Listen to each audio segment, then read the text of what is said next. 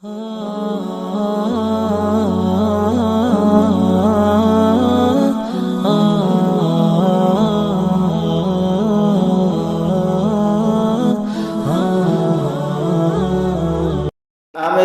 واحلل عقدۃ من لسانی یفقہوا قولی۔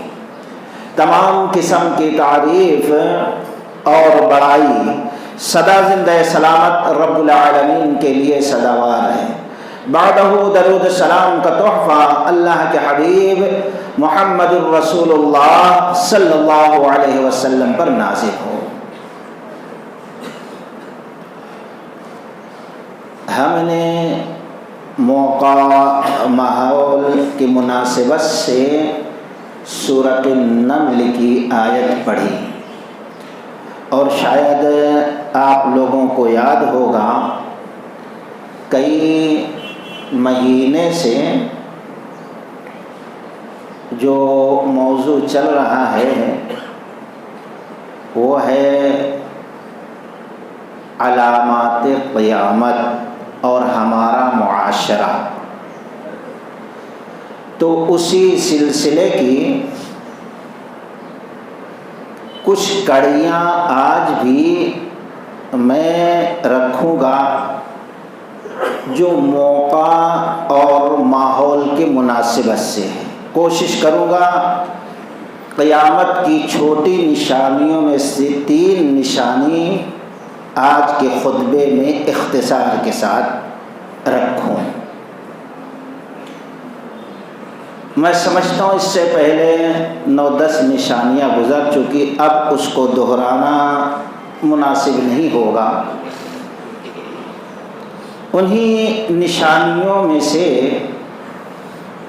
ایک نشانی اللہ کے نبی علیہ السلام نے فرمایا، ابن ماجہ کی روایت ہے کتاب الفتن کی، اور امام بخاری رحمۃ اللہ علیہ بھی اس حدیث کو نقل کیے ہیں، اور حدیث کے راوی حافظ الحدیث ابو ہریرہ رضی اللہ تعالی عنہ ہیں۔ کہتے ہیں کہ اللہ کے نبی علیہ السلام نے فرمایا، یتقارب الزمان وینقص العمل وفی روایت وینقص العلم ویلقى الشح وتظہر الفتنہ وتكثر الحرج۔ قالوا وما هي يا رسول الله الحرج؟ قال النبي صلی اللہ علیہ وسلم القتل القتل القتل، رواہ ابن ماجہ۔ اللہ کے نبی علیہ السلام نے فرمایا ایک زمانہ آئے گا اس دور کے، آپ خبر دے رہے ہیں، اور جو خبریں آپ دیے وہ اللہ کے حکم سے ہے۔ زمانے کا الٹنا پلٹنا اللہ کے ہاتھ میں۔ اللہ کے نبی علیہ السلام نے فرمایا ایک وقت آئے گا یتقارب الزمان، اس وقت وینقص العمل، لوگوں میں عمل کی کمی ہو جائے گی۔ یہ چیز، اور دوسری چیز وینقص الشح، اور لوگوں کے دلوں میں بخیلی، لالچ، حرص داخل ہو جائے گا۔ وتظہر الفتن، اور فتنے خوب ظاہر ہوں گے۔ وتکثر الحرج، اور دنیا کے اندر حرج خوب ہو جائے گا، بہت زیادہ۔ سوال کرنے والے نے سوال کیا، اے اللہ کے نبی علیہ السلام حرج کیا ہے؟ آپ نے فرمایا القتل، قتل قاتل، قتل خوب عام ہو جائے گا۔ مارنے والے کو پتہ نہیں چلے گا کیوں مار رہا ہے، مرنے والے کو پتہ چلے گا نہیں کیوں۔ آج کچھ ہوا بھگدڑ مچی 10-20 تو مر ہی جاتے، ایکسیڈنٹ ہوا 2-4 تو مر ہی جاتے، یہاں فساد ہوا 25-50 تو مر ہی جاتے۔ عام چیز ہو گئی ہے روزانہ ہزاروں لوگوں کا مرنا، یہ نشانی ہے۔ تو خیر آج اس حدیث کو ہم سامنے رکھیں اور پھر حالات کیا ہیں، اور آج ہم حالات سے لڑ رہے ہیں، وہ بھی ابھی سب میں شعور نہیں آیا ہے۔ چند لوگ ہیں جو اپنے حساب سے حالات کا مقابلہ کرنے کے لیے تیار ہیں، ورنہ ابھی لوگ غفلت میں پڑے ہیں۔ اب ان چند لوگوں میں بھی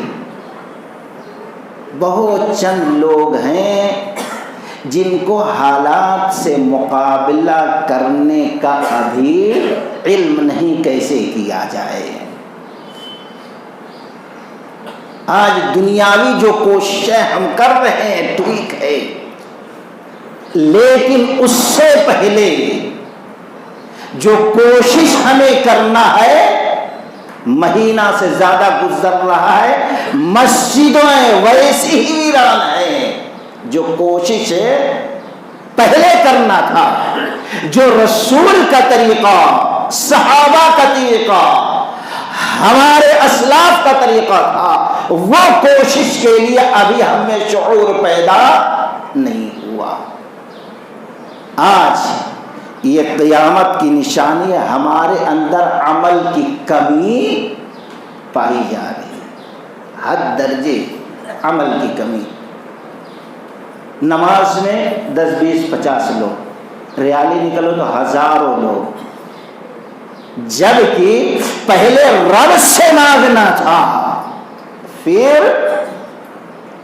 دوسروں سے دنیاوی ذرائع اختیار کر کے اپنی بات منوانا تھا، لیکن ہم نے ایسا نہ کیا، اس لیے ناکامی کا اور ذلت کا سامنا کرنا پڑ رہا ہے۔ ضرورت اس بات کی ہے دوستو، ہم عمل کی طرف آئے۔ یہ ملاؤں کا معاملہ نہیں ہے، سارے ایمان والوں کا یہ تقاضا ہے، پہلے مسجدوں کو آباد کرے، اس کے بعد اپنی پیشانی کو اللہ کے سامنے ٹیک دیں، اس کے بعد اگر ہم کوشش کرتے ہیں تو یہ نبی رحمت کا فرمان ہے کہ اللہ تمہارے کوششوں کو بیکار نہیں کرے گا۔ وَالْمُشُّوحَ، اور بخیلی، کنجوسی تمہارے اندر داخل ہو جائے گی۔ تو خیر اس حدیث کو سامنے رکھیں، اور پھر اس کے بعد دوسری حدیث ایک، جب عالم یہ ہو جائے، حضرت ثوبان یا ابو امامہ الباہلی رضی اللہ تعالی عنہ نقل کرتے ہیں کہ آپ صلی اللہ علیہ وسلم نے فرمایا، ایک دور ایسا آئے گا، ایک دور کہ اس وقت عالم یہ ہوگا کہ نقضہ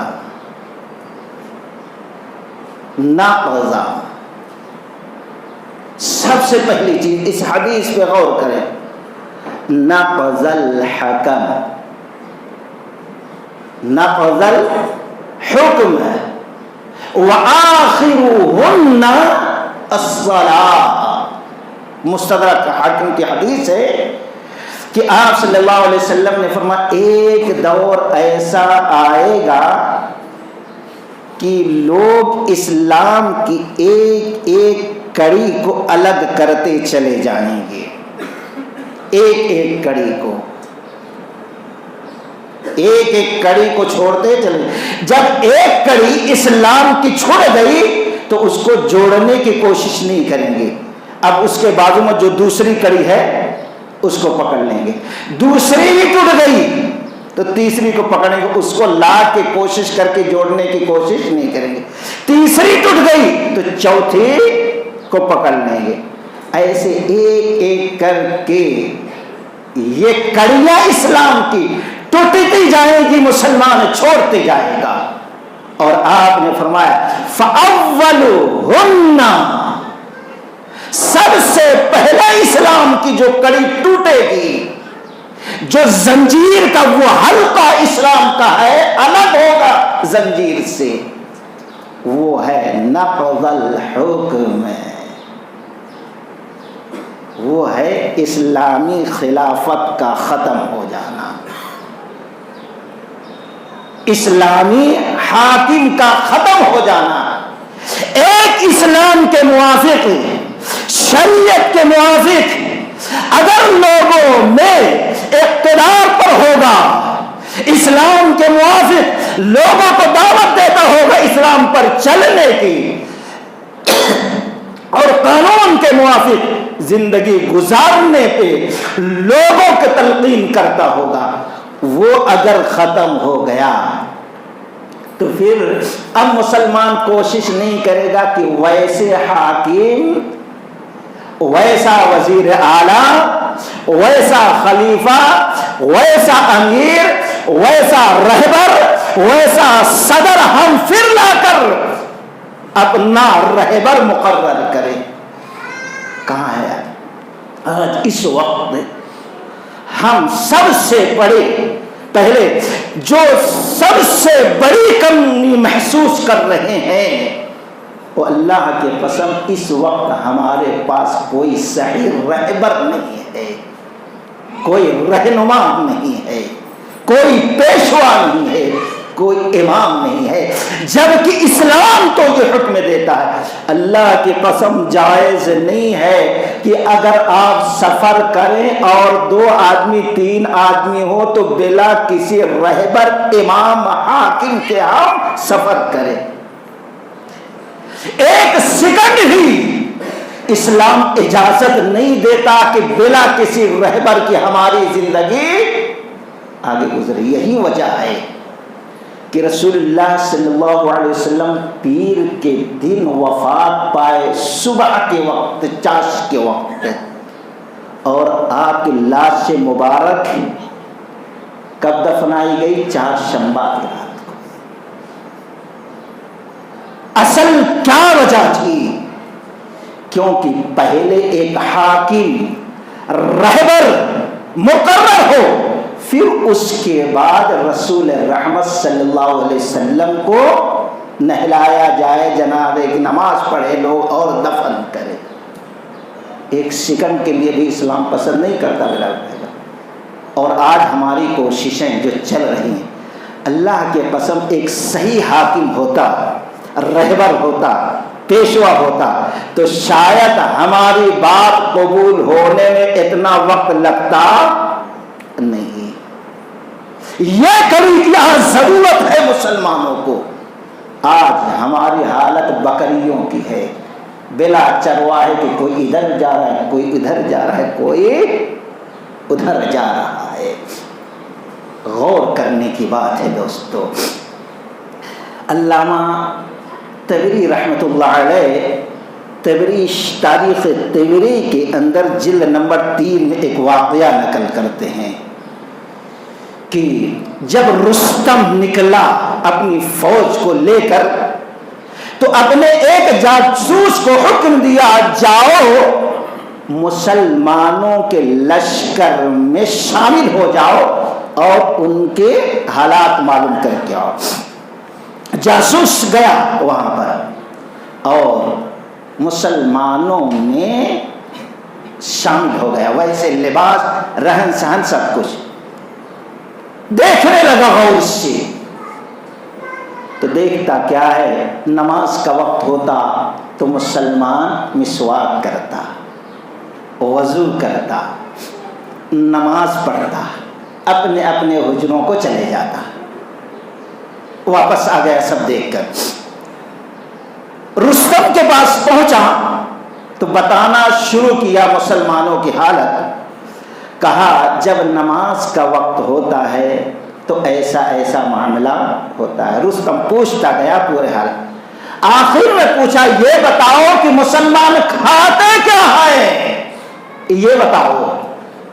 اس نے کہا میں ایک ہی دن تھا، دیکھا تو نہیں، ہاں یہ دیکھا کہ جب رات شروع ہوتی ہے سونے سے پہلے ایک لکڑی چوس لیتے ہیں اور صبح ہونے سے تھوڑی دیر پہلے ایک لکڑی چوستے ہوئے ہم نے دیکھا ہے. اس کے علاوہ اور کوئی چیز ہم نے کھاتے ہوئے نہیں دیکھا. حکم دیا چلو، لشکر کو حکم دیا چلو. اور جب مسلمانوں کے لشکر کے قریب مقام عتیق کے قریب پہنچا، فجر کا وقت تھا، حضرت سعد رضی اللہ تعالی عنہ نے ایک مومن کو آزان کا حکم دیا ہے. دونوں کے پرواز ہیں اسی ایک جہاں میں، کرگش کا جہاں اور شاہی کا جہاں، اور الفاظ معانی میں تفاوت نہیں، لیکن ملا کی اذان اور مجاہد کی اذان، اور ایمان تھا، نیت میں اخلاص تھا. آزان ہوتی ہے اور سارے لوگ حرکت میں آ جاتے ہیں. ابھی پہنچا تھا لشکر لے کر، چیخ پڑا رستم، کہا اے فارس کے لوگوں جلدی کرو، مسلمانوں کا لشکر تم پر حملہ کرنا چاہتا. لوگ پریشان ہو کے جمع ہو گئے، کیا بات ہے؟ کہا لوگ ایک آواز پر حرکت میں آگے بھاگنا شروع کیے. جو لوگ مسلمانوں کے ساتھ رہ چکے، صاحب وہ حملہ کرنے نہیں آئے، نماز کا وقت ہو گیا ہے اور مؤذن نے آزان دی ہے، سارے لوگ نکل کے نماز کو جا رہے ہیں، حملہ کو نہیں آ رہے ہیں. اللہ اکبر. آج جتنے لوگ جاتے ہیں ریالی میں، اللہ کے قسم اس کے آدھے بھی اگر نماز کے پابند ہو جائیں تو اللہ تعالی کا حکم صادر ہوگا اور ہم کو پریشان ہونے کی ضرورت، حکم وہاں سے صادر ہوتا ہے. دوستو اس سے امیدیں لگاؤ، پہلے بعد میں کوششیں کرو. اللہ کوششوں کو رائے گا، بیکار نہیں کرے گا. تو خیر کہا لیکن یہ دوڑ اس کو بتایا گیا. کہا لیکن ابھی صبح صبح مجھے ایک آواز غیبی سنائی دی جو عربی زبان میں تھی اور عمر کی آواز لگ رہی تھی. دیکھا آذان ہوئی، لوگ نماز پڑھ رہے ہیں. حضرت سعد رضی اللہ تعالیٰ کے طرف یہ کہتا ہے کہ عمر نے میرے کلیجے کو چیڑ کر رکھ دیا ہے. صرف آذان اور نماز، مودی سے زیادہ وہ خطرناک تھا ظالم. مسلمانوں کی آواز سے نماز آذان کو سن کر دیکھ کر کہتا عمر وہاں بیٹھ کر میرے چھاتی کو پھاڑ دیا ہے، ڈر خوف سے لرز گیا. اللہ تعالیٰ نے فتح دے دی ہے. اس چیز کی ضرورت ہے، وَيَنْقُصُ الْعَمَلِ، عمل کی ضرورت ہے دوستو، اور سچے حاکم کی ضرورت ہے. جو زنجیریں، جو کڑیاں ٹوٹ چکی ہے، ضرورت ہے کہ ہم کوشش کریں ان کڑیوں کو زنجیروں سے جوڑنے کی کوشش کریں. خیر پہلی چیز جو ٹوٹے گی وہ نماز، اچھے حاکم کا خاتمہ ہو جانا، اور پھر مسلمان کوشش کر کے اچھے رہبر، اچھے رہنما، اچھے پیشوا کو نہیں چنیں گے. یہ کڑی ٹوٹ چکی ہے دوستو، ضرورت اس بات کی ہے اس نازک دور میں اس کو جوڑیں. اور پھر کہا سب سے وآخرہن، اور سب سے آخری کڑی جو ٹوٹے گی، الگ ہوگی، وہ ہے الصلاۃ، نماز.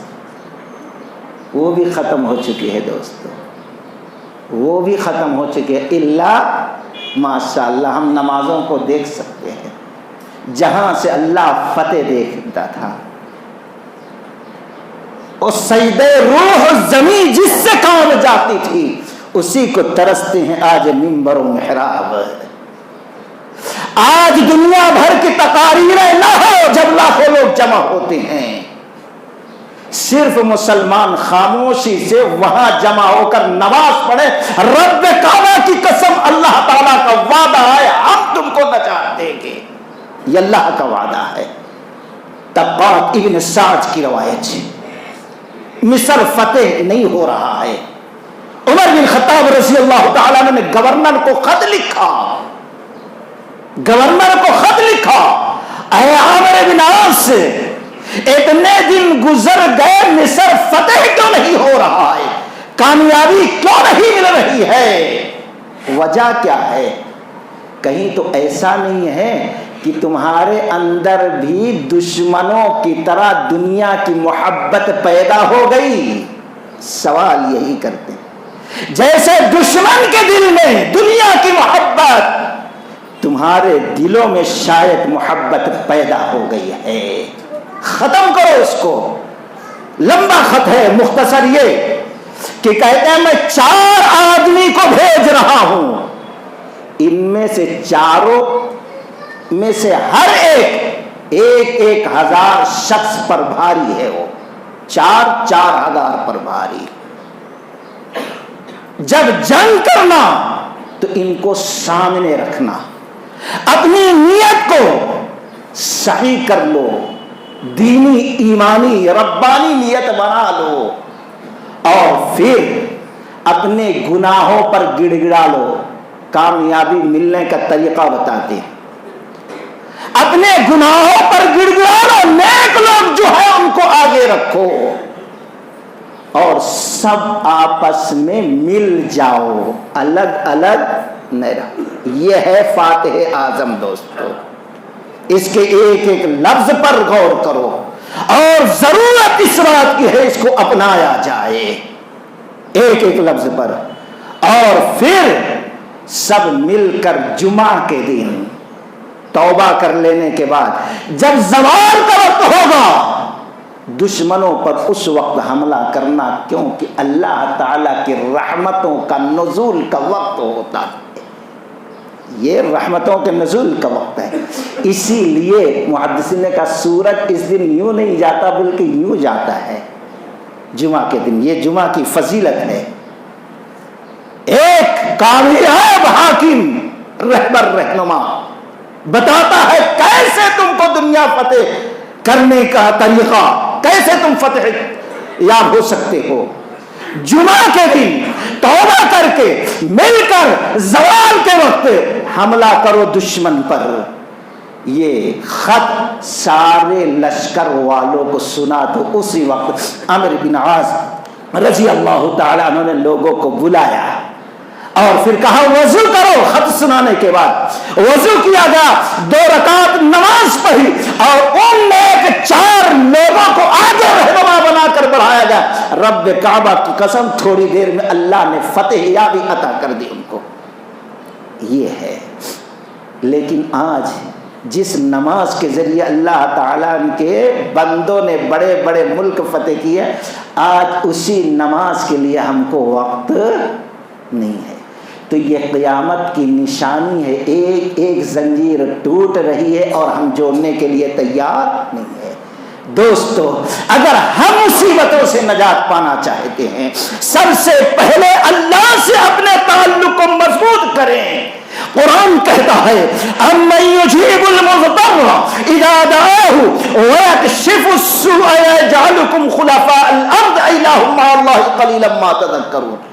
بتاؤ کون ہے جو تمہاری تکالیف، تمہاری مصیبتیں، تمہارے پریشانیاں، تمہاری الجھنیں سے تم کو نجات دے دے۔